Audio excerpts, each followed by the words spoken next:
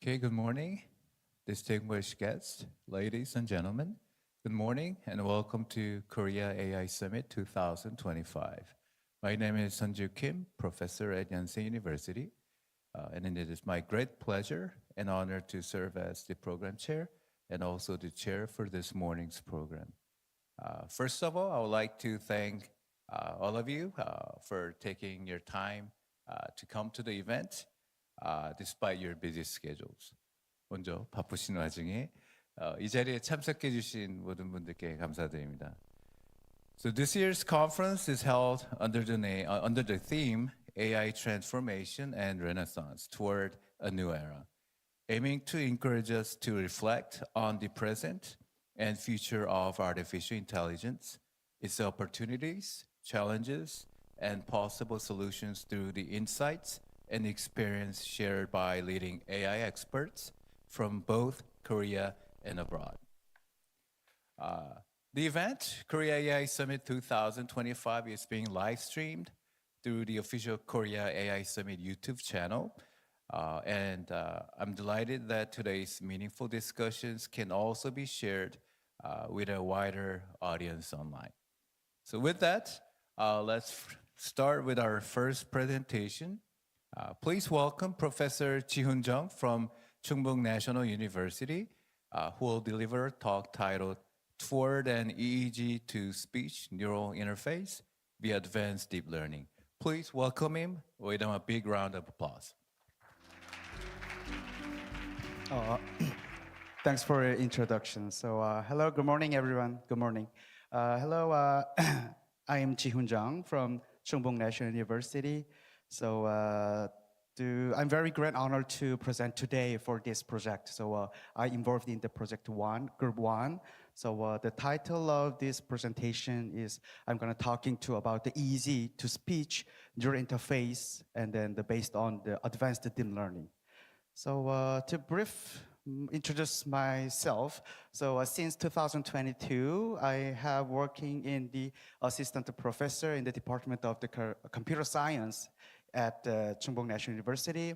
And also to be luckily to since 2025, I also serve as the CTO in the AI healthcare startup in the Singapore. So based on our background, I have focused on the brain-computer interface. As you know, the brain-computer interface has been very challenging issues on the time. You know, the Neuralink or the Synchron has maybe very to focused on the brain-computer interface. So what is the brain-computer interface? You know, it's one of the communication system that interprets and delivers and user intention to the external world without relying on the normal input and the output. So this is overview of the brain-computer interface. First, the acquiring to the brain signals to what kinds of the modalities, whatever. And then also to be applied into the deep neural network or something like a machine learning to extract the features. And then finally, that is one of the important thing is the part of that. So decoding of the user intention, how accurately and how fast on the time. So we focused on the machine learning part it on the time. And finally, we're gonna make the user comments. And then after that, apply to the neuroprosthetic arms or something like humanoid robots, something like that. So this is the overview of the brain-computer interface. In those paradigms, so there is two different modality to detect brain signals. So one thing is the invasive methods. It is related to the these to be injury of with the medical doctor. But the other side is to be non-invasive methods. We just focused on a brain signal to detect outside of the brain.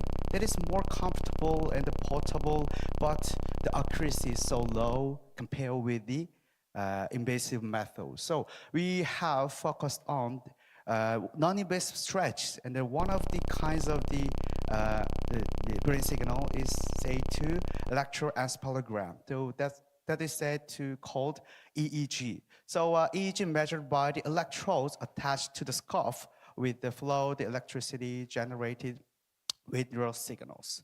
So based on these EEG signals, so many applications to be adopted. So for example, one thing is the assistant systems for decoding or cognitive state, like the fatigue or something like, what else, something else. So, and also the other part is the robot control to controlling neuroprosthetic arms or something like a drone, something like that.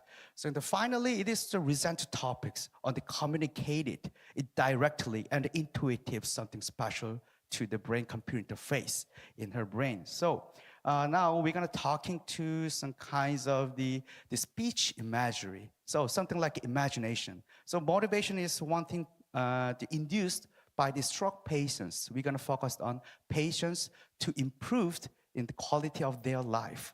So the stroke is there are many types of the strokes and there. So the one thing is that it occurs the blood supply to part of the brain is blocked and reduced. And something like that occurs in the blood vessel in the brain leaks, something like that. So therefore, complication is so very critical issues. Loss of muscle movement, trouble talking, and memory loss, and emotional system. So how could we improve their life? So we're gonna thinking about the directional, bidirectional, the communication is better to them.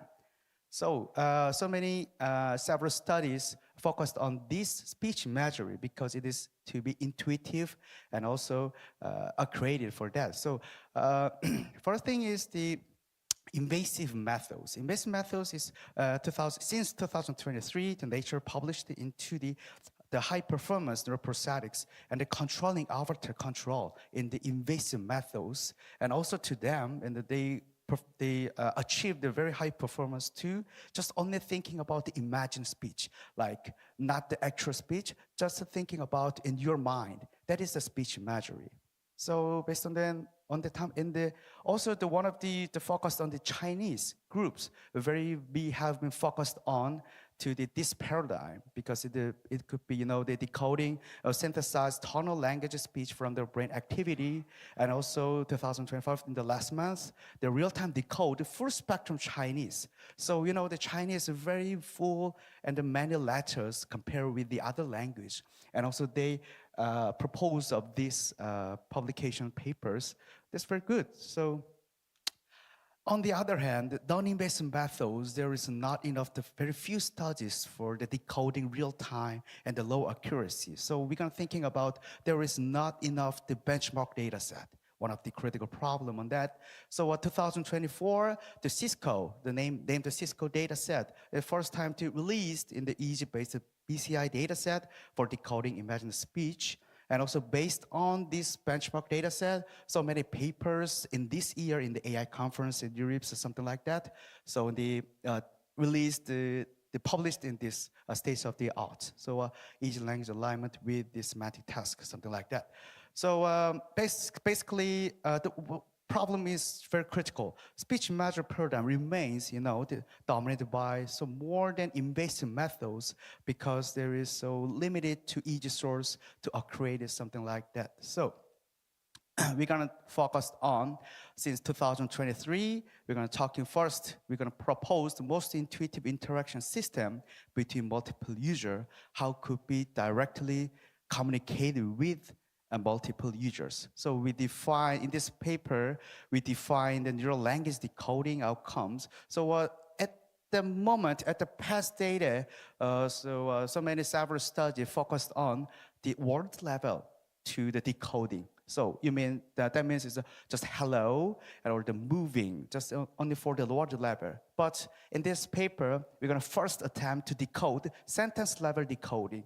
It's like we divide it into the form of the sentence, like the subject and the verb and objective, and then we use the sentence generator, and then we could be achieve the sentence level, your comments, I move back, something like that. So here is the result, and here is the demonstration video. So our outcome is very good performance in the real time, and we're gonna make some the neural comments. How could be neural comments to adapt into the audio signals and the EEG signals to matching. It is very good to be first attempt for this. In this study, so we could be demonstrate the HMI system, human-machine interaction system, that allows a variety of scenarios. That is very good to demonstration for that. So you can see the multiple users and not talking to actual audio, just thinking about the brain to brain, something like the scenario. So essential player, essential activity, collaborative play, emotional interaction. So we could be to demonstrate in this study. So based on this study, we're gonna thinking about, so how could we to reconstruct about the voice? So we're thinking about, in my mind, about the speech, and then how could we reconstructing voice? There's very interesting topics on that. So we propose Neural Talk, the framework that learns from the speech related to easy and audio pairs. So we're gonna adapting about generator, about to produce the mesh spectrogram, the audio, could be extract to the audio signals, but we're gonna make some generate to the mesh spectrogram by using only EEG signal. So there's different kinds of that. So for example, here is the voice recording original. Hello. So hello, did you listen? So low. Oh, hello. Hello. And then after that, we're gonna generate something like only imaging the speech. So one thing is the over speech. Hello. Yeah, that is so a reconstruction form. And then finally, we're gonna adapt Hello. imaging speech. The hello is so similar, but the performance is so low. But I think that we're gonna chance to find, confirm how could be applied into the synthesize from the brain signals and audio signals. So that's one of the interesting topics on our research field. And then after that, we're gonna thinking about, so okay, after the reconstruction, oh, very nice to performance to ours. So what about the unseen sentence? It is, as you know, the unseen or the open vocabulary problem is one of the critical issues in the AI field, So is it possible to adapt to BCI field? Is it possible? So we cannot thinking about that, but we could decode something like that. So we have approach to the reconstruct unseen sentence from speech-related biosignals on that. But actually, so you're gonna see on this. So first we have used only EEG signals, but we could confirm there is so low performance, about the 0 to 10%. So we're gonna approach to the adapting other modality signals like EMG. The EMG is like decode or detect the muscle movement. So how could they attach the EMG and the EEG? So EEG is on the brain and the EMG is on the chins, on the neck. So like just like that. So left side below. So chins and the EMG and on the head and the EEG and something talking to at the same time. So we could be decode unseen sentence and open vocabulary. So we're gonna comprise to the convolution block or something like, so deep learning methods and generate on the vocoder on that. So very interesting, the results on the unseen sentence reconstruction. So in the overt speech, as I mentioned, the overt is real speech, and also the imagined speech is just, we cannot speech in the real audio, just thinking about your mind. So in the overt speech has been very good performance to detect unseen sentence on that. So actually we're gonna approach to imagine the speech, but there's no low performance. We cannot report it of that. Instead of that, we're gonna add it for the whispered. So just like hello is over speech, hello is a whispered, and the imagine speech is like with just my mind. So whispered paradigm is on here. So we're gonna checking and the confirm of the overt and the whispered. Very good to we're gonna detect, so and confirm the very good performance on that time. So the multimodality is one of the important things to decode brain signals, and also in the speech imagery or the confirm to the unseen sentence on that. So, but the multimodality is very good, but so adding some kinds of the modalities, so it is so uncomfortable to be applied into the real time or the real world environment. So that's one of the So to address to this limitation, we're gonna thinking about, okay, just only using EEG signals. How could be? How could be to the reconstruction, something like that? So we're gonna approach to the, actually, as I mentioned it in the 2023 in the Nature paper, that is approach to the invasive methods. And then we're gonna change about is it possible to non-invasive methods to reconstruct of that? So our objective of this study to reconstruct the continuous visual speech paradigm to adaptation. So when you see of this movement of face lips, and also at the same time, the EEG has more powerful to decode of that paradigm. So wow, it is interesting. So we have build some experiment paradigm, and the experiment to settings on them. So we adapt a diffusion model based vision decoding the methods that is called by vision. So by injecting noise and restoring data. So the encoder and decoder could be generate something like the EEG data and then the visual to talking face reconstruction. So this is one of the interesting research. So in the paradigm, and then in overt speech achieved highest AUC scored in the 93%, and also mimic speech like the whispered. So for imagined speech, they achieved the 66% for four classifications. So there's a lot of the distribution of that. So we're gonna thinking about the vision decoding or visual speech measure. It is so.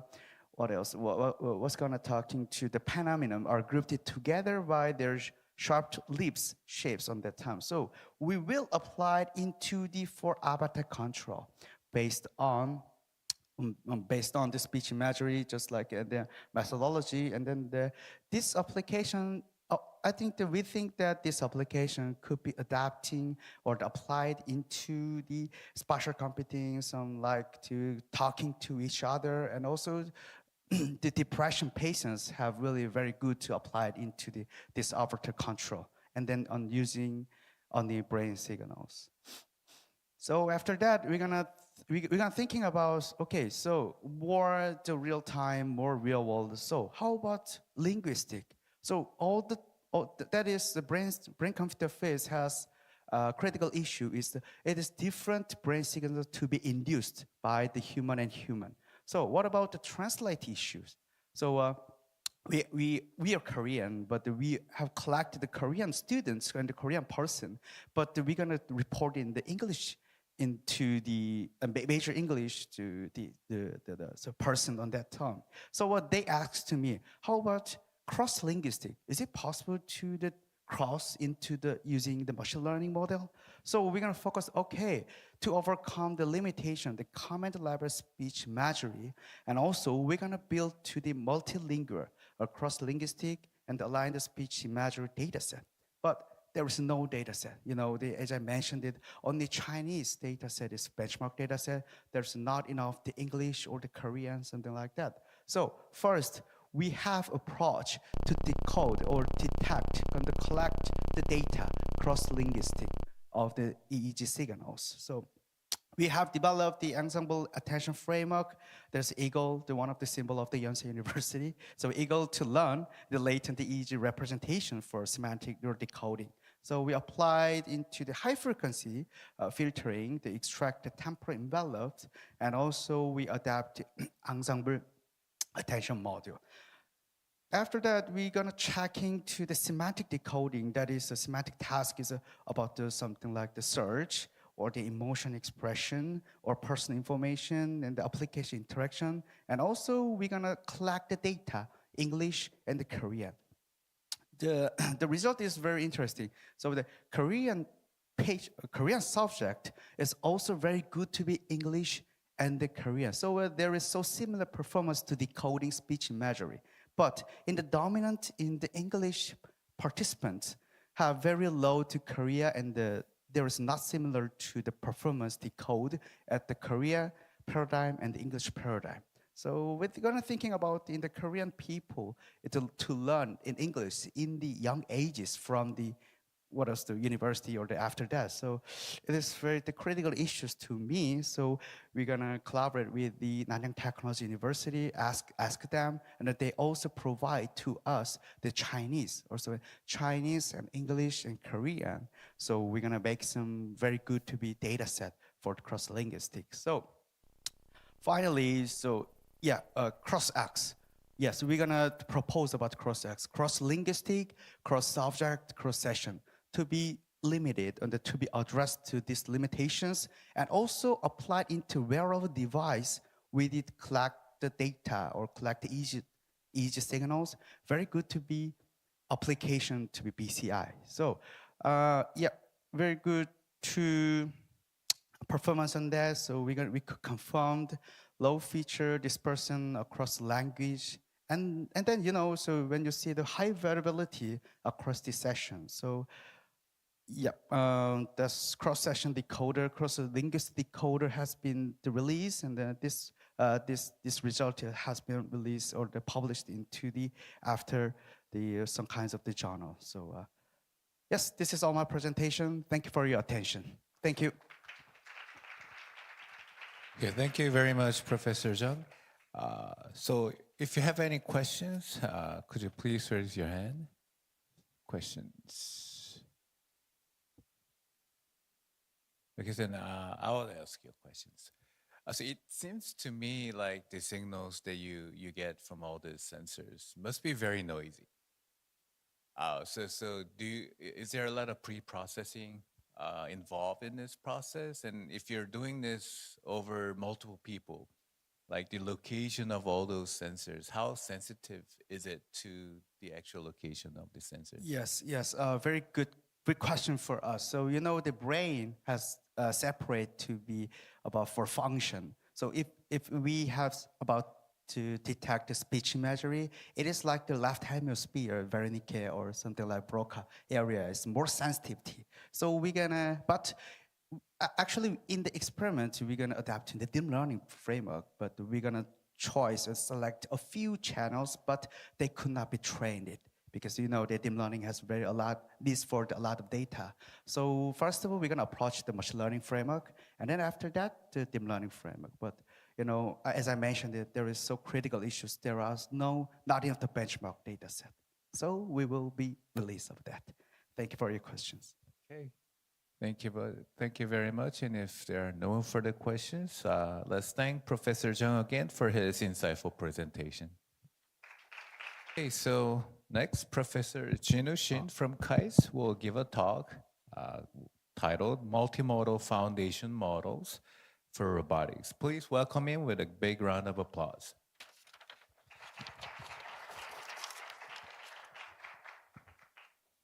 Good morning. I'm Jinu Shin from KAIST. Today, let me talk about the multimodal foundation model for robotics, in particular, vision language action model. So actually, I'm a mathematician, but I have working on machine learning now more than 10 years. These days, I'm mostly working on some robotics area. So I will introduce some of my recent paper for physical AI. So as you know, so beyond the digital AI, incorporating language, image, video, physical AI is emerging now. So people believe that AI can understand, interact with real world.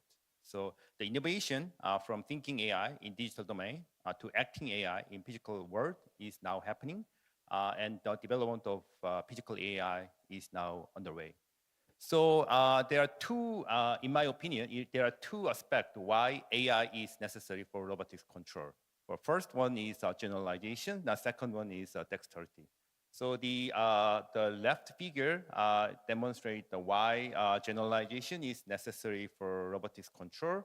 So the robot handling various objects, which is never seen during training. Okay? So the example of dexterity manipulation is something like that. So we expect that a robot can handle some small objects such as a needle or nuts. Right? So this is some example of robotics task, which requires generalization and dexterity. For example, surgical sorting requires a high level of generalization and dexterity. Assembly some IKEAs or folding laundry and cooking. Yeah, these are examples of why AI is necessary for robotics control. Okay, so there are three components in this field. So simulation engine, policy model, and robot hardware. So of course, a policy model is necessary. So you have to decide. You need model to decide which action robot to perform, right? But to train the model, training the model in kind of real world is sometimes very expensive and sometimes not possible or risky. So we need a simulation engine. So people expect that instead of training policy model in the real world, training the policy model in the simulation engine is the right way to go. And of course, hardware is also important. Okay, it's needless to say, right?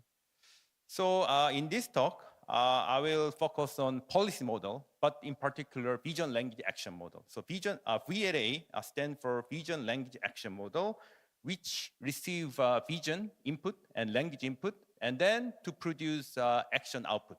Okay, so such simple architecture.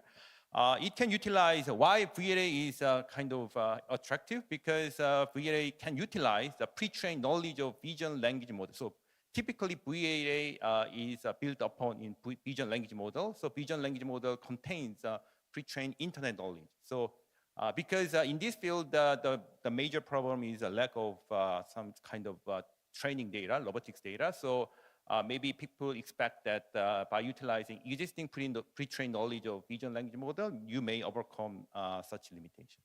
Okay. So in this talk, I will cover the following question. Okay, so I will introduce my recent ICLEAR 2026 submissions. Okay, in particular 5 papers addressing the following question. So, first question is that how to handle multimodal input for VLA. So existing state-of-art VLA architecture typically takes a single frame input, sometimes possibly multi-view. But the question is that how to handle video input or tactile input or audio input or historical context input, right? Okay, that's first question.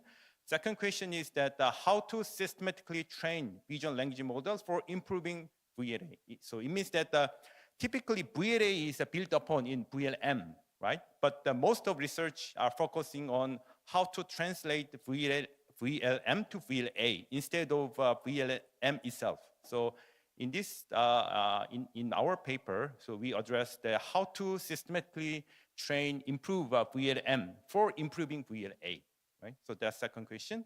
And third question is that how to utilize action-free data for training VLA, because VLA requires action data, but the action data is sometimes very expensive, okay, to collect, to scale up. So question is that how to utilize action-free video for training VLA. The final question I want to address is test time computing, because test time computing and reasoning is the key innovation of recent trend of large language models. So people naturally expect that similar thing happening in VLA, right? So that's the final question. So let me introduce one by one. So first, in this paper, of course, this is under open review, ICLEAR, so you can download it and read. Okay. So first question is that how to handle multimodal input. So in particular, in this paper, we want to address multi-frame observation. Okay. So to capture temporal context. So because existing most state-of-art VLA architecture only takes a single frame input instead of multi-frame input. So why multi-frame input is not easy to handle? Because there are two reasons. First, computational issue. So of course, if you consider multi-frame input, okay, depending on number of frames you consider, that the training and inference accuracy is, degraded, right? Because, but the VLA, the high performance and low latency is very important. So that's one reason why the multi-frame is not easy. The second reason is that, okay, even though if you have, infinite amount of computing power, but still, it is well known that multi-frame input is sometimes even degrade the performance of vision language action model, which is sometimes called the copycat problem. Okay, so let me show some videos. So this is some example why some multi-frame or some temporal context is important to perform this task. So for simple task is first simple task is clinch and unclinch repeatedly, right? To perform this clinch, unclinch repeatedly, a robot has to understand whether you are doing clinch or unclinch. So this requires the temporal context, right? So this example is a pick and place twice, okay? So to perform this task, the robot have to remember whether you already perform pick and place once or twice, right? And have to stop, right? So this is another example. Cover the cup and then stack the cup, right? So starting from the 2 cups and 1 cube, the robot cover the cube using 1 cup and put the other cup to the another cup stack, right? Okay. To perform this task, of course, robot has to remember what you are doing in the past, right? Because at this point, right, robot is, without any kind of temporal information, right? Robot is struggling. Whether which cup this cube is contained, right? Okay. So to perform this task, we propose such types of some new architecture for VLA. So our idea is very simple. So we just compress some multi-frame video in the several single tokens and then process, right? So such a simple compress types solution, not only accelerating training speed by 5 times, but also increase the inference efficiency roughly 2 or 3 times, right? So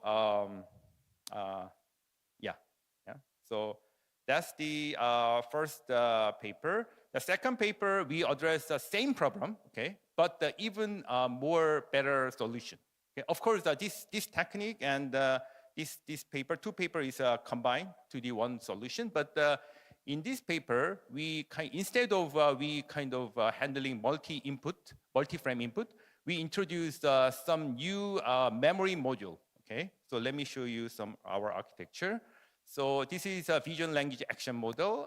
This is vision language model, and this is action experts. We introduced momentum token, okay, which summarize existing current context. And then we introduce a recurrent neural net type memory module, okay, which remember what's going on in the past, okay? So we introduce 2 types of module, and then our experiments, okay, this architecture is even better for multi-frame solution, okay? So this is some example. It's just some demo done by our students. Okay, so this is the same demo we did for multi-frame paper. Okay, but this is something new. Okay, this is swap the position of 2 cube and starting with the blue one. Okay, so to perform this task. Okay, so robot has to remember what he has done in the past. Okay, so that's is doable by our model, but state of arts some model is failure. So yeah, so this model is we choose GRUT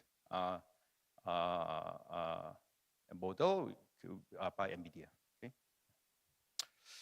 So one thing to note that we do not train the VLA model from scratch. So we apply our technique on top of existing vision language action model. So it means that we can take any vision language action model. Okay, when in the fine tuning stage, we can apply our technique to make such vision language action model to understand the historical context. Okay? In our paper, we consider Pi and GRUT, but it is applicable to any types of model. Okay? So second question is that, okay, how to train vision language model for improving VLA. So in this paper, we kind of, this paper is types of engineering paper. So we collect a large scale of supervised fine-tuning data, and then we fine-tune the vision language model using this data first, okay? And then further fine-tune this model for by reinforcement learning strategy, in particular GRPO, okay? Okay, then we found that, okay, once we take QN 2.5, okay, and then if you this is the performance of QN 2.5 when you use this as backbone for vision language action model, okay? But after you fine tune using our recipe, okay, the performances go up, okay, when this model, vision language model, is converted to vision language action model, okay? So that's our second observation. Okay, so one of key insight here is that, okay, second part. Okay, so because a vision language model is typically expect to have some high-level planning and high-level understanding, but suffer from low-level action generation. So in this second stage, we collect a lot of, okay, even in the first stage, we collect a lot of supervised action generation tasks. And then second stage, we fine-tune the action generation using reinforcement learning, which infers the understandings of some low-level actions by vision language model. Yeah. So third question we want to address is that how to utilize action-free data for pre-training VLA. So our solution is simple. Okay. So this is architecture. So this is vision language action VLA architecture. This is the vision language parts, and this is action expert parts. So our solution is not only to generate the action, we ask the model to generate the next frame simultaneously. So this allows this infers that, okay, while generating actions, okay, right, directly generating action does not include the understandings of underway physical dynamics, right? So when you force image generation at the same time, this encourage the model to understand the physical world better, okay? Also, when you have action-free data, you can only train this part as well, right? So the purpose of this paper is two things, okay? When you have action data, okay, you train action generation and image generation both, right? When you do not have action data, okay, you can train this part only, right? So, yeah. This is some experimental results, okay? When you have action data, when you utilize some joint diffusion framework, performance is improved. Also, when you do not have action data, once you pre-train our model using video-only data, and then fine-tune the robotics data, the performance goes up. So that's some main message we want to deliver. Okay. The final paper we want to kind of address is the test time computing. Okay, so because a vision language action model is fundamentally weak in high precision manipulation due to single inference paradigm. So here the main idea is that we let the vision language action model to generate the multiple actions and choose one of them. Okay, so here the key challenge is how to design the choice rule, right? So we suggest three types of choice rule. Okay. By incorporating the model's internal condition masking distribution. And then we kind of show in our paper that this test time scaling is useful, in particular for dexterous manipulation. Okay? Yeah, so this is another demo. Okay, sometimes this is built upon the Pi0 model, and pick and place task. Some Frank robots, and our model is good, but sometimes the base model is sometimes fails. Okay. So let me conclude my talks, potentially introduce other important question, in my opinion, in this field. So in this talk, I will cover the following 4 questions, and then paper is under open review, and if you're interested, you can download it, read it. Okay. Also, I think other important question in this field is something like that. So first question is how to scale vision language action model in terms of data and model size. So scaling law is the key trend, okay, key founding we found in the large language model, right? But such types of question is rarely understand in vision language action literature. So that's first important question. So also, I mean, okay, so these days, vision language action model is typically built upon vision language model, of course, but this can be suboptimal. Okay, maybe diffusion model based architecture or word model based architecture, sometimes people believe better than vision language based architecture. And then, of course, the in-context learning. Okay, you know, GPT-3 is first language model. Model for in-context learning capability. So I think in-context learning kind of aspect of vision language action model research is also one of important direction. And training VLA is not easy. So learning VLA with minimal or no human intervention, in particular online or offline RL in the real world is very important. Because teleoperation and sometimes such types of data pipeline is sometimes not possible or not easy. Okay? Also, of course, learning VLA without robotics data, only utilizing some human demonstration is, of course, ideal, okay? Because collecting robotics data is not easy. So people hope that you can train the model without any robotics data. So, of course, action model architecture. Okay, autoregressive architecture is nowadays standard for large language model, and diffusion architecture is nowadays a standard for image generation. So, what is the standard for action model? Okay, nowadays, okay, there's no answer these days. Yeah. So, and then, of course, I feel that this area is a very early stage.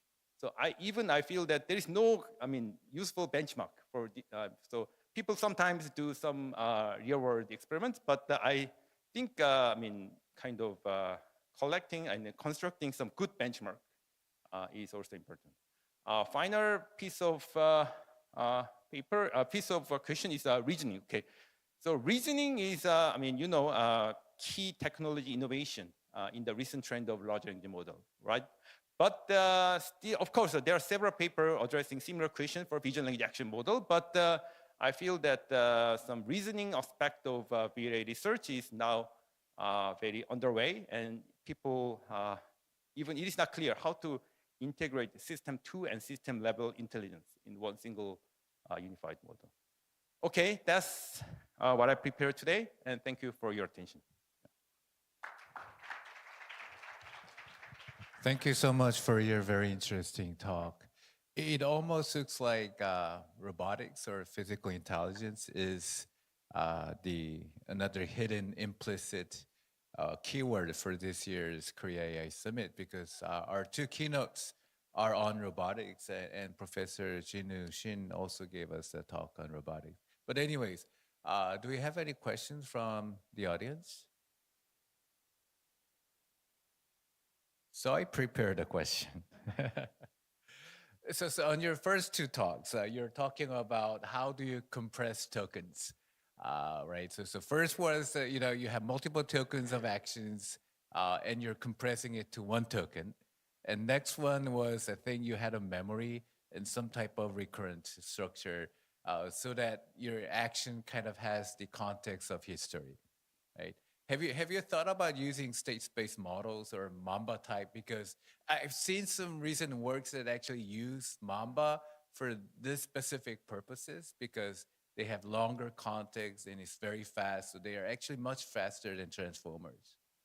That's a good question. So actually, my answer for your question is that we have considered Mamba, but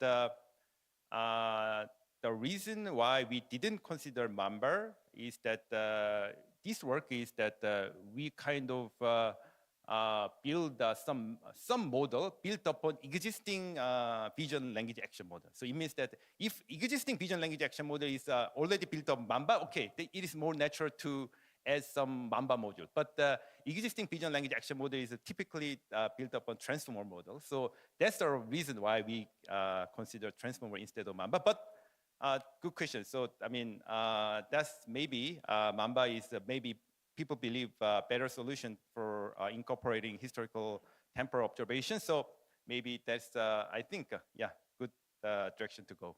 Yeah, maybe. Yeah. Yes.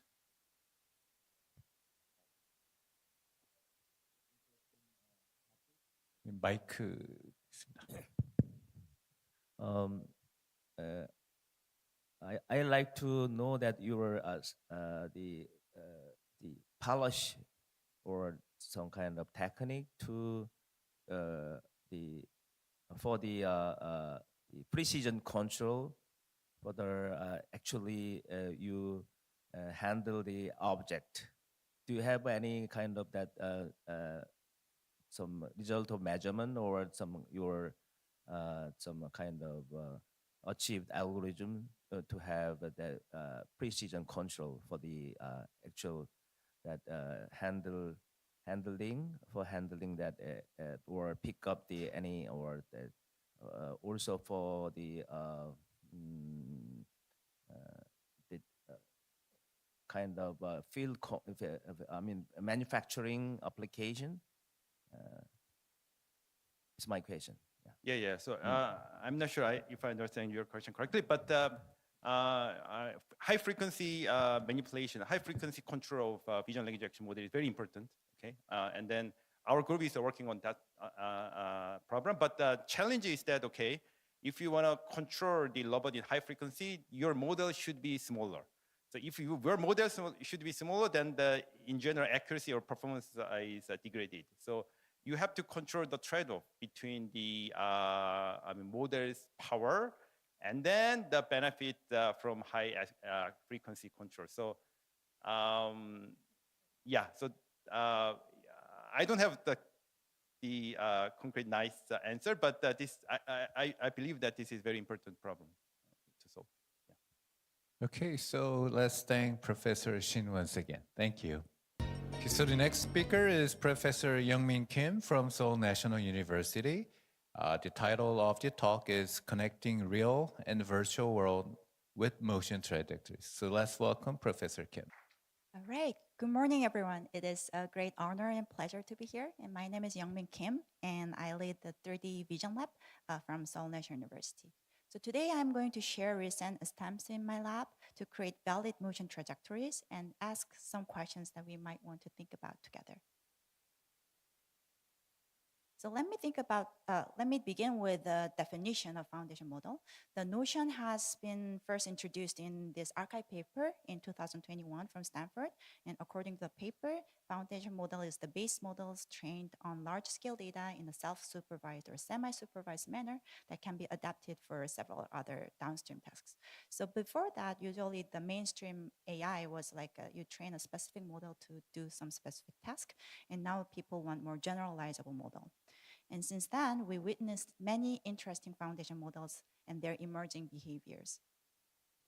One noticeable achievement is the power of generative models, like success of LLM, image generation, video generation, and so on. However, I think moving to the dynamic world is not trivial, and previous talk introduced some interesting aspect about it, but there's still some facts that is not completely solved yet. So here is the limitation of generative models. So this is the first version of Sora generated like earlier this year. And physical plausibility and temporal consistency is lacking. So individual frames seems plausible, but when you connect them each other, then we can think about it that we need a smart way to create more plausible motion. One way of improving generative model would alter the existing model to adapt diverse conditions and consider the temporal consistency. So as a preliminary, I would like to briefly introduce motion diffusion model. So just like image diffusion model that you might be more familiar with, we can generate high quality images, just like how we generate high quality image with the diffusion model. We can use motion diffusion model, demonstrate that, and it demonstrates that the generated model can be applied generating motions. And the same strength of diffusion model apply for the generated motion here, including like text conditioning, flexible composition of the distributions, and controllability. But some parts are different in dynamic motion compared to static images. For example, we notice that some frames are more important than others in temporal sequences. And such characteristics has been deployed in traditional video compression model, where we separately handle keyframes and only process residuals for non-key frames. And similarly, when animators generate motions, they usually first generate or hand design the distinctive transition or like a representative moments and generate keyframes first. So in our recent publication in ICCV, we noticed that similar insight can be applied to train a generated model for motion diffusion models. So here we show that we can first generate keyframes only, which become much more lightweighted and efficient, yet more accurate. However, most of data sets for motion generation usually capture isolated human, and therefore most of the generated models are limited to a full body motion of a single human. It is highly challenging to capture interactive motion because the interactive trajectory has to adapt to the environment, including the interacting object or interacting scene. It is impossible to cover all the possible combinatorial motion space within the existing data sets.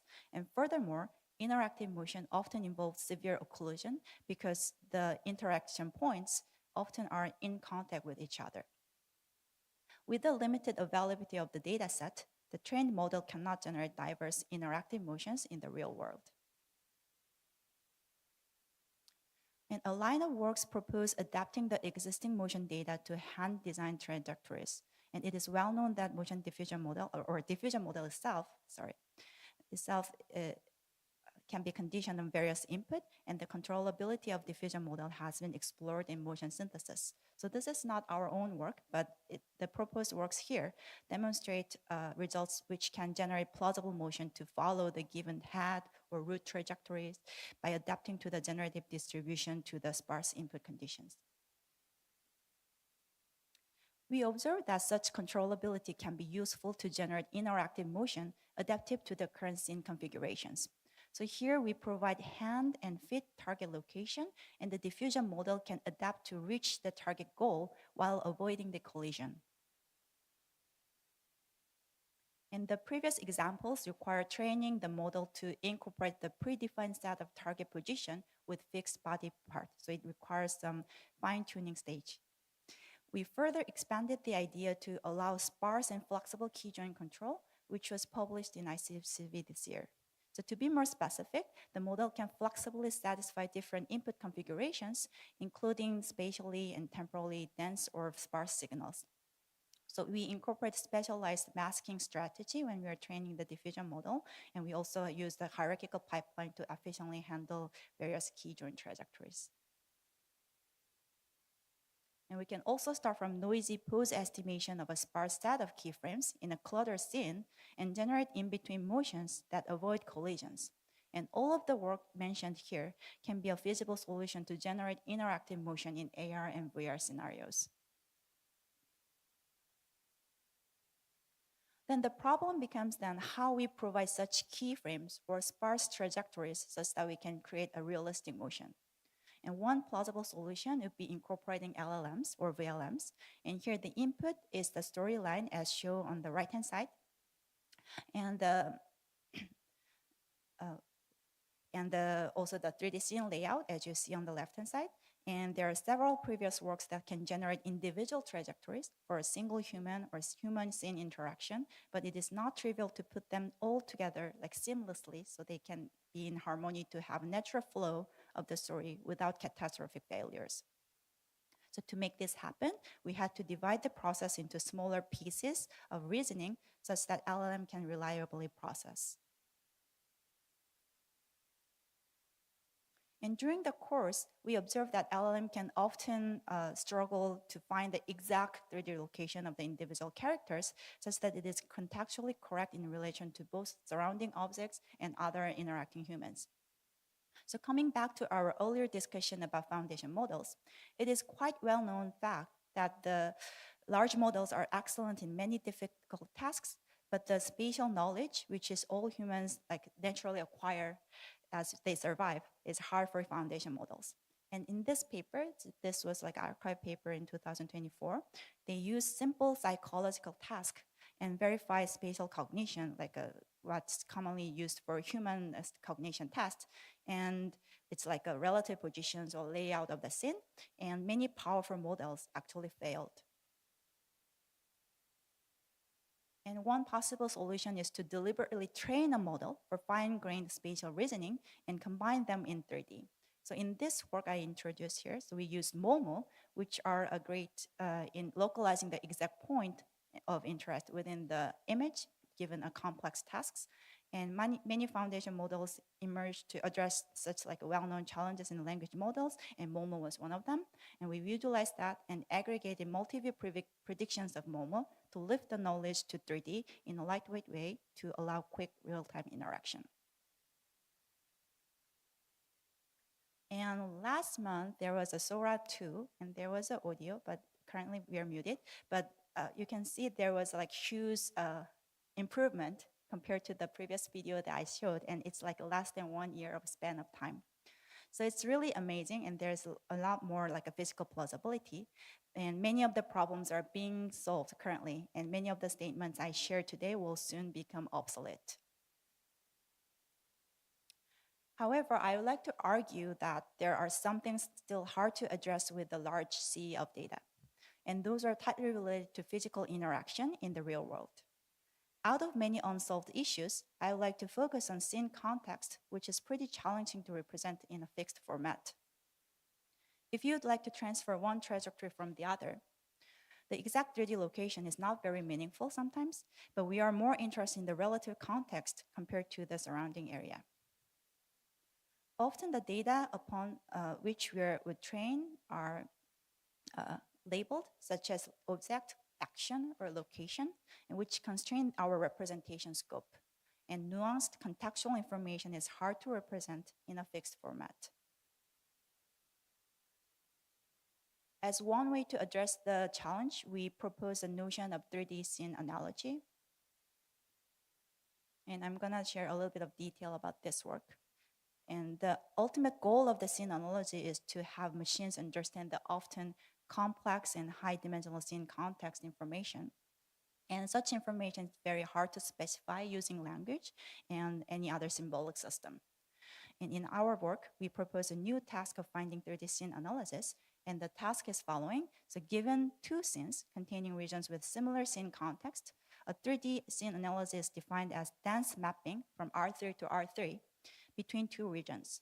We then turn our attention to teaching machines that do that analogical reasoning, which is similar to how humans understand the scene context. So in high level, our solution of finding scene analogy is following. So our pipeline takes a target scene along with a region of interest that specifies a region to match and a reference scene to match against. Given these scene pairs, our method first extracts a descriptive field densely defined over the 3D space and finds a mapping that best aligns the two descriptor fields. Once successfully estimated, our method can output a mapping that transfers points from the region of interest to corresponding region in the reference scene. And let's dive into the details. So first, the descriptor fields are defined for arbitrary points in 3D space and summarize the nearby contextual information. So as shown in the figure, given the input 3D model represented as sparse key points, the descriptor field at point Q is defined as aggregation of distances and semantic information of the points within a radius of R. The input information is passed through a transformer to output the descriptor field feature, which we denote as D over here. And to train the descriptor fields, we apply contrastive learning. So contrastive learning requires positive and negative pairs for training. To create such data set, we use existing 3D scene databases and create positive scene pairs via just swapping the objects, and the negative scene pairs are adding post alternation or like a little bit of post noise to objects. Then given the scene triplets, the descriptor fields are trained through a standard contrastive learning process. Namely, we regularly sample points near each object and enforce descriptor field vectors of positive pairs to be close to each other, while the negative pairs are to be far apart. And given the descriptor fields, we estimate the scene maps through coarse-to-fine process, and we first estimate affine maps and find local displacements. So basic underlying assumption is that the scene map, even though it's a little bit distorted, it has to be smooth. So to elaborate, we align descriptor field values of points near the region of interest in the target scene and warp the position in the reference scenes. And descriptor fields are standard neural network, and the cost function is differentiable, and thus it can be optimized using gradient-based solvers.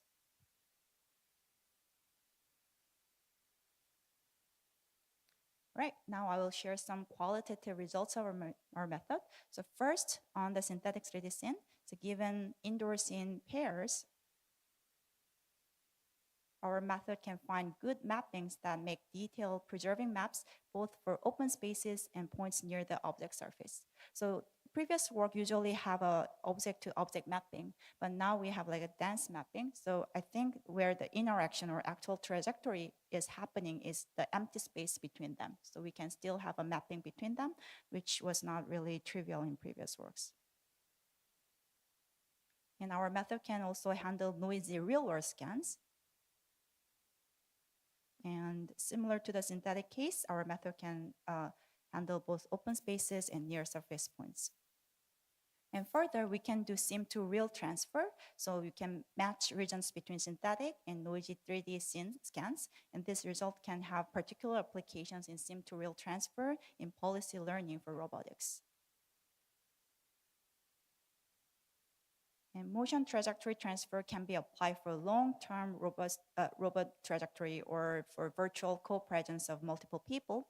And the scene analogy can also rearrange everyday spaces, including small object clusters.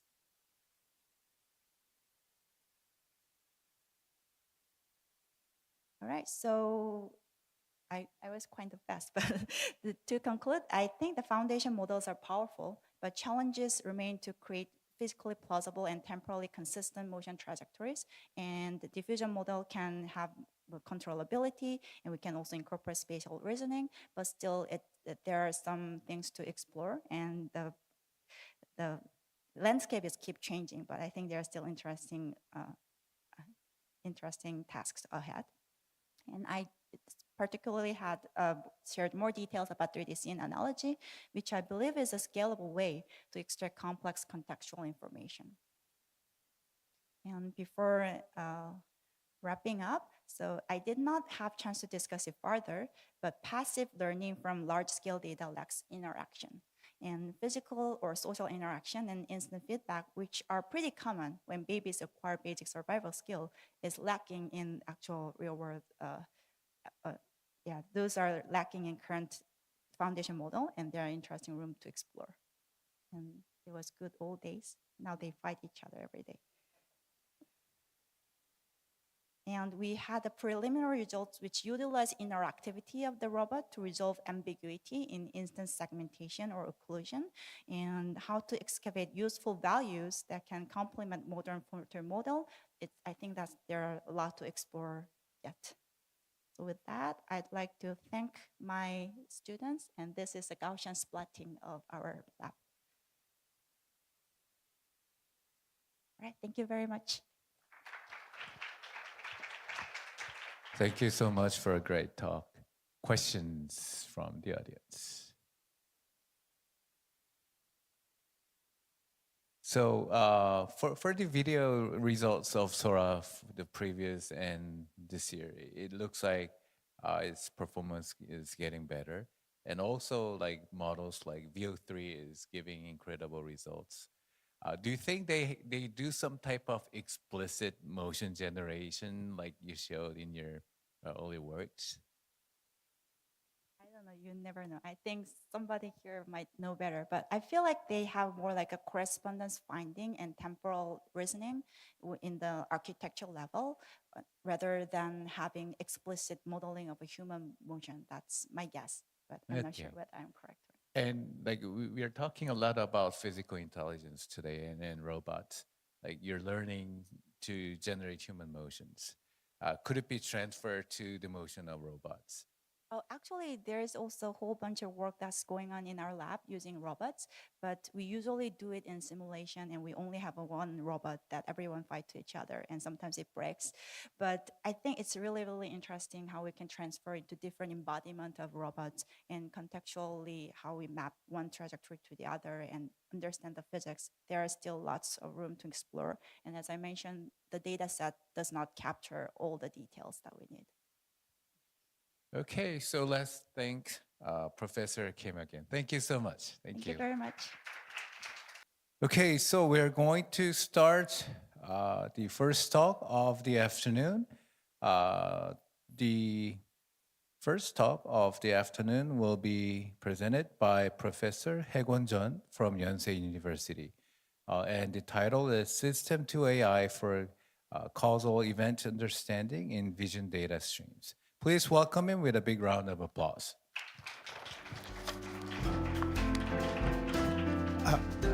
Hello, I'm Haekwon at Yonsei University. So actually today, I would like to introduce our research outcome. That means our research, 4세부 in AI Innovation Hub. Okay, so today's talk is System to AI for Causal Event Understanding in Vision Data Streams. Okay, so when I accept this talk, so I carefully led our research proposal 5 years ago. So our goal has been written in the proposal. We have developed a system to AI framework capable of causal reasoning in decision making through neuro-symbolic reasoning, a hybrid approach combining neural network and the symbolic AI technique. So I think this topic is really, really great and so touched my heart. So in this talk, I would like to introduce our research achievement for 5 years. Okay, so as a 3 categories, I would like to firstly structure the representation learning. And as a second topic is local and temporal reasoning. And third one is combination of neural network and symbolic AI. Okay, so as a first topic, I would like to introduce research on structured representation learnings. Okay, so firstly, I would like to introduce very interesting work. So Professor Sim's lab proposed a very interesting paper for semantic segmentation in a weakly supervised learning manner. So I know that there are so many semantic segmentation in the computer vision field. Okay, but so even though there are so many semantic segmentations, but this work fundamentally solved issue coming from the global thresholding after GradCam for object detection. I mean, as an initialization of the initial prediction of the semantic segmentations. So I can say that, through this research work, we can localize object in the wild scenario accurately. Additionally, it is more tractable to establish a stable and consistent object-centric representation to understand the geometric information from single images. So compared to this semantic segmentation work, through this work, we can accurately catch some localization in the 2D spaces, and through this work, we can understand geometric relation in the single images. So Professor Sunju Kim's lab proposed a very novel slot attention mechanism to prevent from being distracted by background noise and focus on object-centric learning representations. Okay, so after making very powerful knowledge for object localization and the geometry understanding, so we need to catch the representation knowledge. As a test bed, the Professor Sim's group generate the representation for font and the character, especially Chinese characters, in a weakly supervised manners. So I want to highlight that different from the image generation. So the font generation should be more careful because small error during the prompt generation can make some different meaning of the words.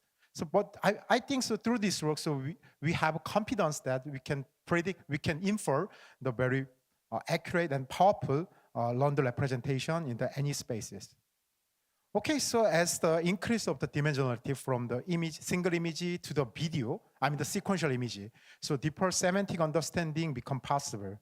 So by distracting the generic event boundary, so event level segment can be possible. So especially so for this work, Professor Sunju Kim's lab proposed very interesting construction of the self-similarity approach with some boundary constructive laws. Okay, so in terms of the system perspective, Professor Ingyu lab showed a possibility for integration of action recognition into the embedded system. So with this proposed lightweight and the real-time approach, real-time model, the specific causal event over the simple pattern recognition become possible. And so I love this work because Professor Yongbae Hwang's group fundamentally reduced the computational burden of the deep neural network and the transformer for the system to AI. So his group proposed a very novel decomposition method for self-protection mechanism for the image restoration.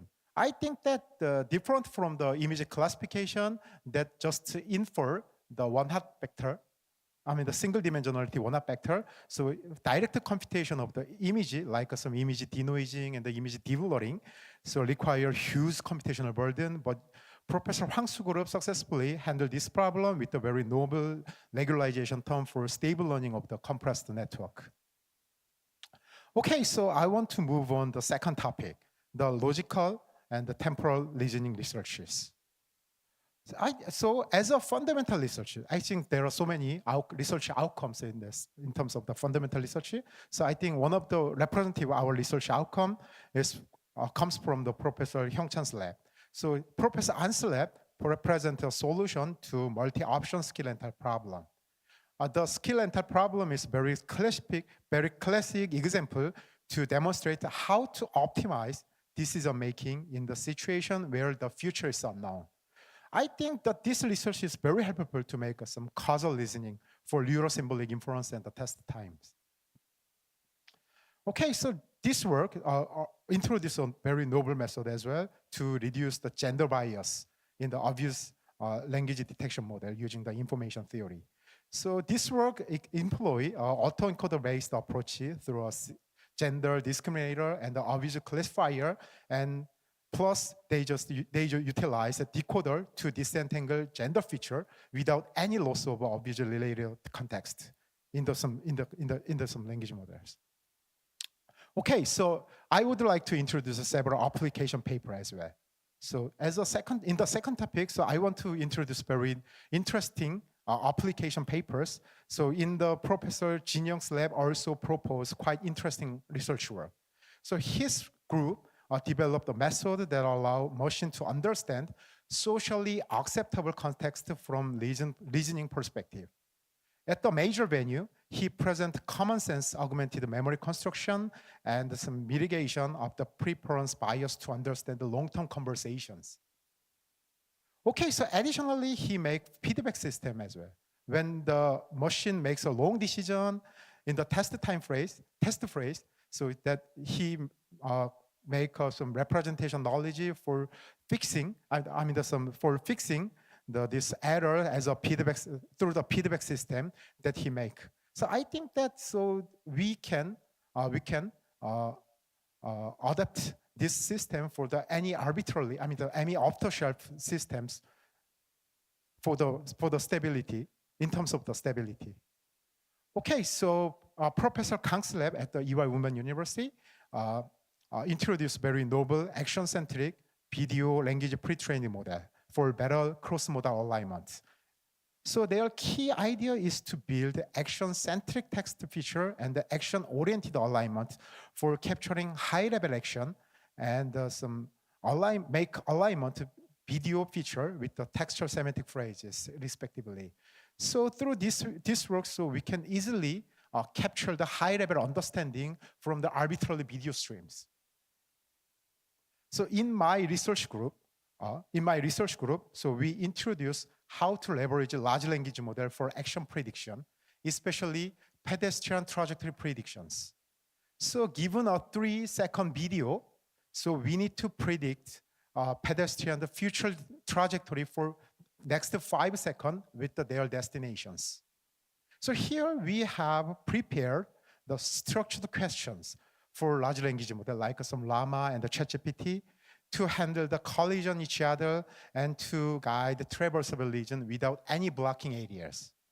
So in total, in total, so our research team, some 사세부, has made a socially acceptable representation knowledge through the learning approach and apply them for various application to some large language model and some any low-level computer vision task. Okay, so I want to introduce very interesting research outcome for the combination of the neural network and symbolic AI systems. Okay, so Professor Yos' research team also proposed a method for inferring the logical process by uncovering the hidden meaning in a language. And he demonstrates its application through an example in the clinical diagnosis. So for this, his team has tried to model the dedicated reasoning process and symbolically incorporate in the learning processes. Okay, so in my research team, we also proposed automatical cloud generation in the virtual spaces. So for this, we have tried to run the symbolic behavior from in the wild scenario, in the wild video, some video stream, especially CCTV video for the human trajectory prediction, which are captured in the real world environment, like some campus and city and some street, something like that.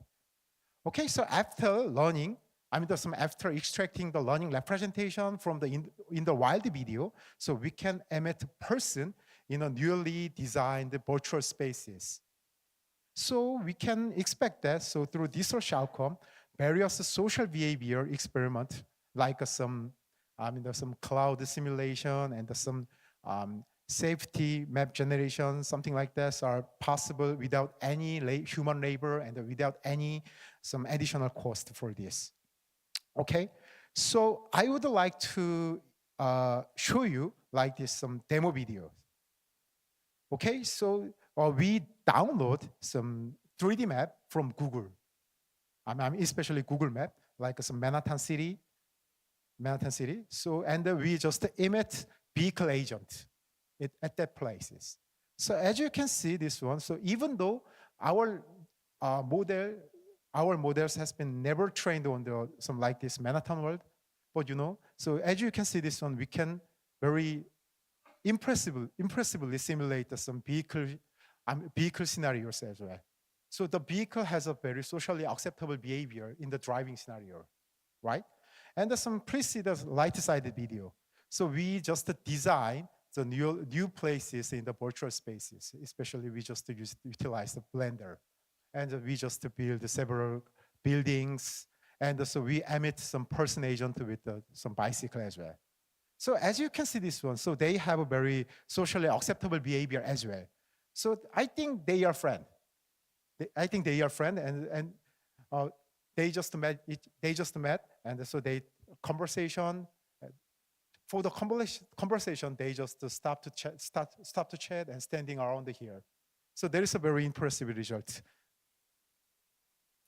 Okay, so next as a last work of this talk, so I would like to introduce Professor Sung-bae Cho's research outcomes. So his research team proposed a methodology that enable logical reasoning with a neurosymbolic structure through a vision language fusion model. So as a representative example, he presents a reinforcement learning architecture which can recognize and reason about the logically sparse scenario like some abnormal detections. Okay, so I would like to wrap up today's talk. So firstly, so I think it is great. It was a really great 5 years, and so I would like to summarize our 5-year journey. So firstly, so we have tried to make some very robust perception system to establish the structural and the efficient vision systems. And then, so we have expanded this robust perception system into some logical reasoning to make a bridge between the perception and the cognition by integrating neurosymbolic approach, memory, and the simulations. Lastly, so we have tried to achieve the causal understanding. So based on some reasonable, as an application, we proposed very interesting the reasonable diagnosis and evidence-based explanation over some simple correlations. Okay, so I think there are two future works from our research team. The first one is we need to make some unified neurosymbolic agent. So by integrating perception and listening and the explanation module into some end-to-end frameworks, for the super agent. As a second future direction is to make some physical agent. We have very strong, powerful, and some high-level understanding. So when we apply them into some real physics world, like some robot and something like that, so we can make some very robust and very reliable systems as well. Okay, so I spend my time. So thank you for listening.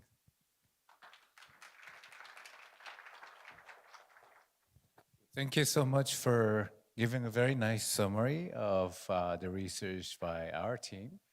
And so I have two questions. One's very specific to your work on thank you. crowd behavior simulation that you showed. Yep.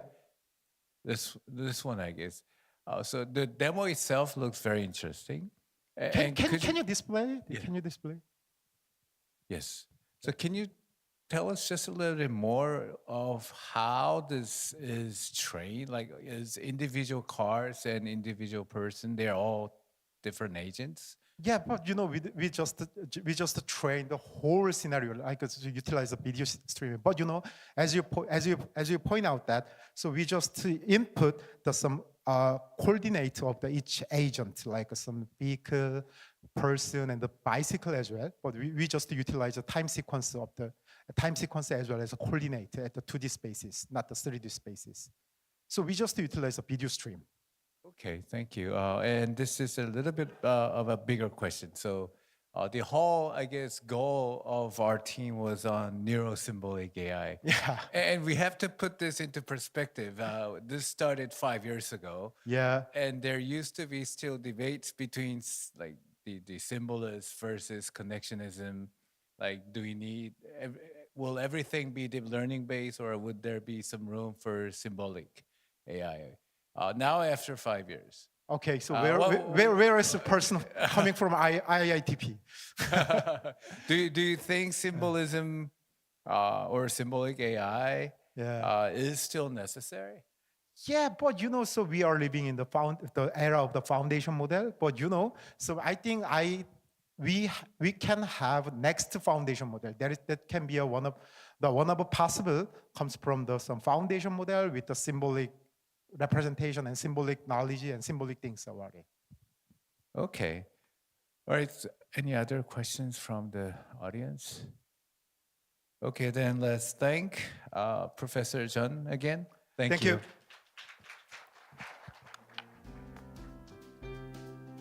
Okay, next, Professor Jae-jung Yoo from Korea Institute of Advanced Study will give a talk titled Default PLM, Accelerating Protein Structure Prediction via Efficient Homology Search Using Protein Language Models.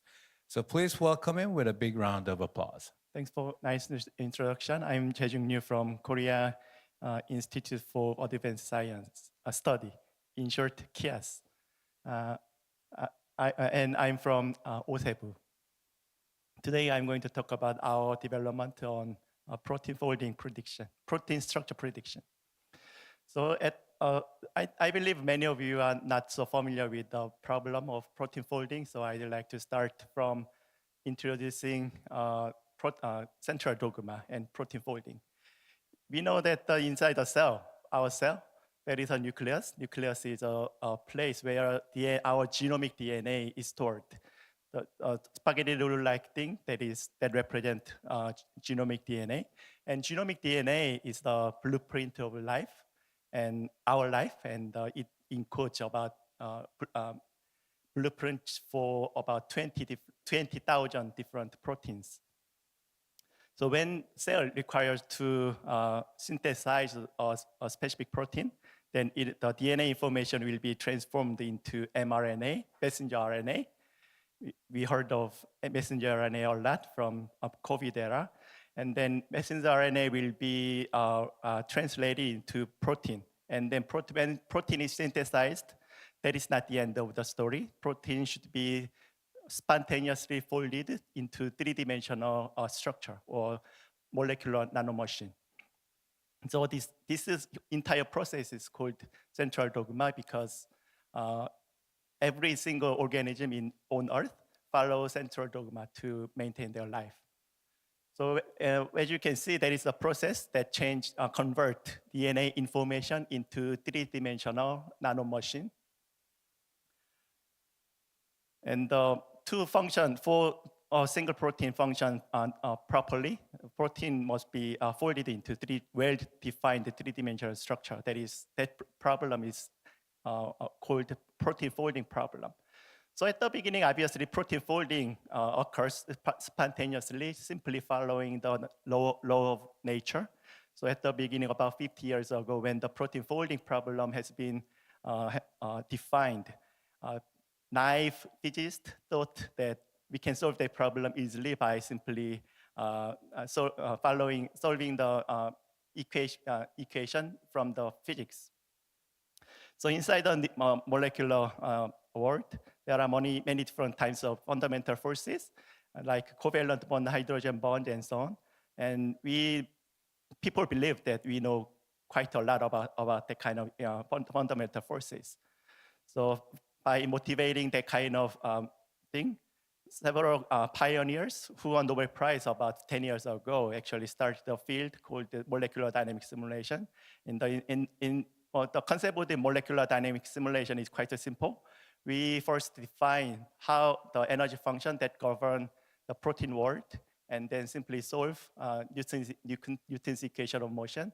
Then at the end, as the nature fold the protein, we can fold the protein. So that was quite successful. So the pioneers won the Nobel Prize about 10 years ago. But in specific problem of protein folding, that kind of naive approach was not very successful. So physicists, people from physics background struggled for about 2 decades or 3 decades. And then suddenly about 20 years ago, somebody called David Baker, Professor David Baker, appeared and then claimed that we don't need physics, but we need data. So his approach was really groundbreaking approach. So instead of relying on law of physics, he simply wanted to utilize protein database. At that time already, we had quite enough amount of protein structure database. So his idea was converting protein database into fragment database of short protein fragments. And then when a problem is given, then he wanted to choose multiple fragments and then assemble those fragments into single protein. Like we make a big object by using building block of Lego. That approach has been quite successful. So Professor David Baker's approach dominated this field for about 2 decades until AlphaFold appeared about 5 years ago. So AlphaFold approach was quite similar to the David Baker's idea in terms of that they did, instead of relying on physics, they wanted to rely on sequence and database. Anyway, so the AlphaFold, as we know from the news, AlphaFold has been quite successful. Those gray lines, gray bar graphs are performance of fragment assembly by David Baker. But suddenly AlphaFold dominated the entire the protein folding field, and then declared that protein folding they solved protein folding problem, and so they shared Nobel Prize with David Baker. The secret of the success of the AlphaFold is how they utilized data, especially not only sequence structure database, but sequence database. We have tons of sequence database because the scientists in biology has been determining the genomic sequence of the entire organism on Earth. So we have tons of sequence database. So the idea of the default people has been that when the query sequence is given, we can search similar sequences from the huge database, and then by processing those sequence alignment, and then align those many sequences depending on the similarity, and then convert that sequence alignment data into some probability function that tells us the probability distance, probability distribution as function of distance. So for example, we know that if we know the distance between 2 points or point pairs, we can easily inference the 3D-dimensional structure or 2D-dimensional structure out of the distance database and that information. So from when AlphaFold people successfully developed network that convert sequence information into distance distribution function, then they could, by using that, they could easily predict three-dimensional structure of protein. So that AlphaFold success was really groundbreaking. So we quickly followed up their success, and then we developed the default. The default version 1 was a refined version of AlphaFold. Especially, we refined structure module of AlphaFold to make a more accurate three-dimensional structure of protein. So by using our program called the default 3 years ago, we were ranked first in the CASP competition. That is a competition that assess the accuracy of the protein folding programs. This is our default team from Hanyang University, Hyeongyungan University, and Busan University, and so on. But as I told you, the success of the AlphaFold significantly depends on the quality of sequence alignment, sequence data. So as you can see here, when we have when we can gather enough information from sequence database, we can successfully predict a three-dimensional structure of protein. But it is not always the case. There are many problems for which we cannot find good enough number of sequence information at all. So in the case, structure prediction score becomes really, really bad. So which means AlphaFold is not still perfect. There are many things to be done. So obviously the best way to improve AlphaFold even better is improving the quality of sequence alignment, multiple sequence alignment. So to do that, we developed another version of default, which is called default PLM. The entire pipeline, we have an end-to-end pipeline. And I'm going to tell you about the detail one by one. So most important piece of our new default PLM is the MSA generation protocol. So including AlphaFold, most of the protein structure prediction method currently rely on multiple sequence data. When those programs have multiple sequences, they align those sequences using an famous algorithm called dynamic programming. Dynamic programming is a gold standard in sequence alignment, but the shortcoming of the dynamic programming is that it is really, really slow.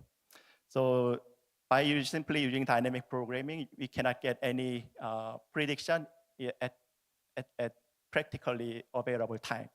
So people developed a little faster heuristic alternatives like BLAST or HMM tip-based method.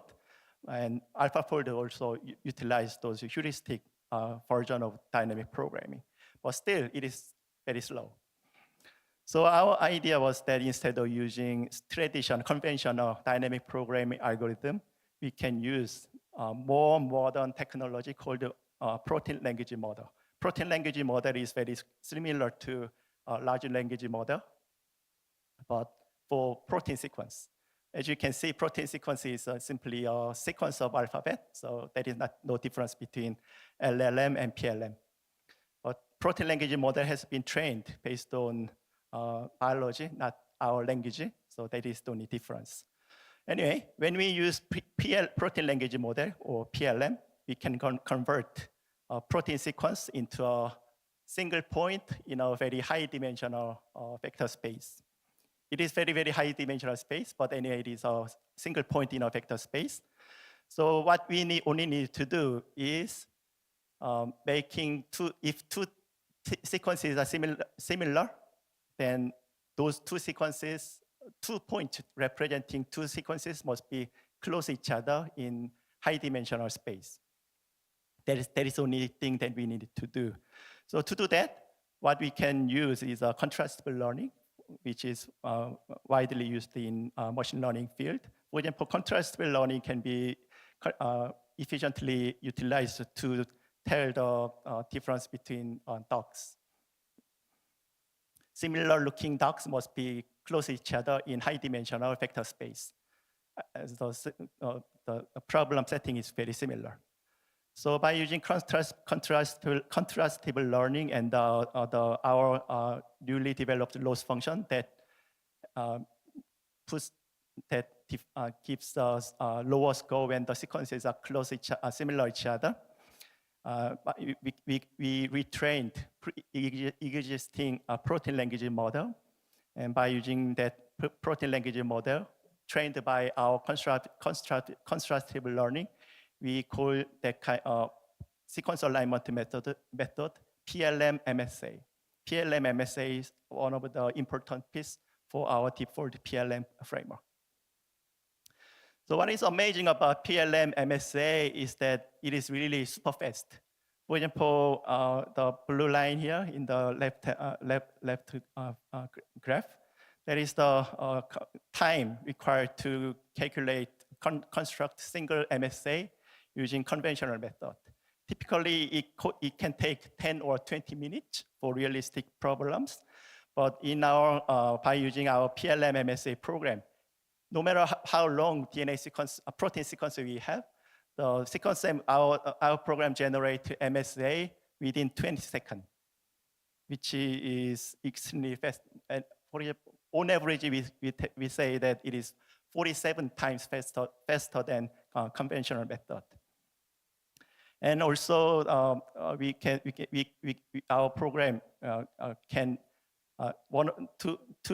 for better prediction, finding more diverse sequence out of the huge database is important. And what we can tell is that our PLM MSA, on average, find more diverse sequences than conventional method. So, but if accurate, we achieve speed up at the cost of accuracy, that can be meaningless. So we benchmarked using the known database from the problems from case competition. And what we can tell is that even though our PLM MSA is 47 times faster on average, prediction accuracy is comparable to AlphaFold. So we get similar quality of prediction by using 1/50th time. That is really amazing. And that is one of the cases that PLM MSA performs much better than AlphaFold. As you can see, protein 3D structure quality totally depends on quality of MSA. Left-hand side has MSA quality is much better than the right-hand side, which is from AlphaFold. So as I told you, PLM MSA can find more diverse protein sequences. So when for hard problem, that kind of example shows that our program can outperform AlphaFold. And other than PLMSA, new MSA generation protocol, we completely rewrote entire process of protein folding process program from end to end. And the key function of our new program is that our program is totally written in PyTorch and publicly open to everyone. And also we implemented the multi-GPU functionality, which still AlphaFold can utilize only one GPU, but our code can utilize multi-GPU to achieve speed up and also afford much larger protein complexes. And we also used fancy technology like fresh attention and zero redundancy optimization to make the overall process much faster than AlphaFold. And also we implemented I told you that our program is end-to-end program. So everyone, even the new people who don't know the programming too much can utilize our program easily. So we implement, so to enhance the availability, we implemented our code into web server. You can, it is working. You can check out from default.org. So overall, it seems like we claim that our team is ready to, we are recently talking about the foundational model for Koreans. So we are pretty much ready to develop a foundation model, K-foundation model for protein folding. This is our team, and I thank you for attention.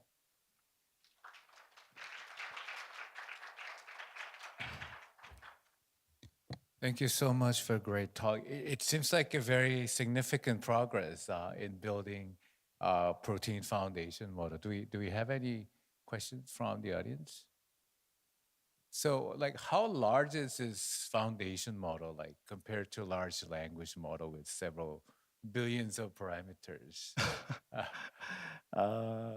Actually, I don't have the concept number, but my student might have number. I'm sorry. Okay. Yeah. But so there's AlphaFold, Yeah.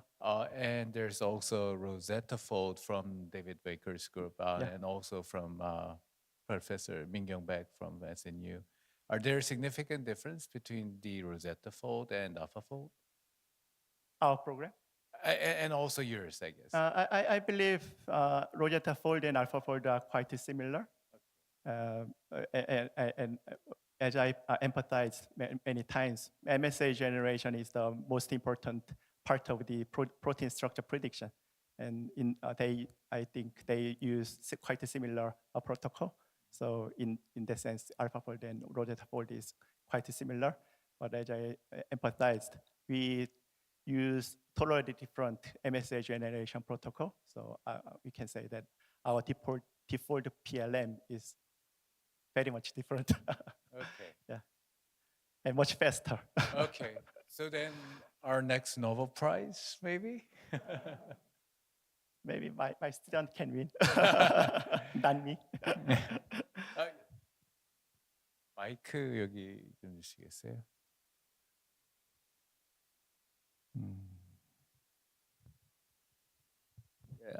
I have one question that how is the kind of accuracy compared to the AlphaFold maybe 3.0 or 4.0? Yeah. That to your proposal. Yeah. So current version of AlphaFold is AlphaFold 3, and the AlphaFold in terms of AlphaFold accuracy, AlphaFold 2 and 3 are quite comparable, and our default PLM is also quite comparable.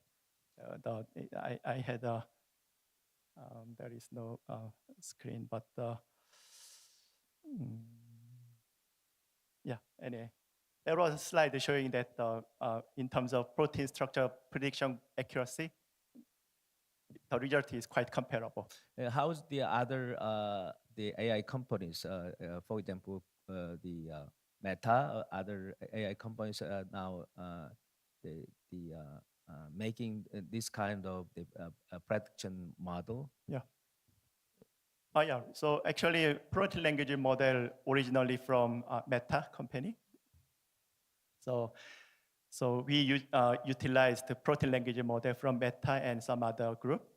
And the only difference is that Meta company protein structure prediction program by Meta used protein language model in a different way to predict directly the three-dimensional structure. So we just borrowed PLM model from Meta and some other group, but we repurposed PLM model, for MSA generation. Protein structure program by Meta doesn't generate sequence alignment.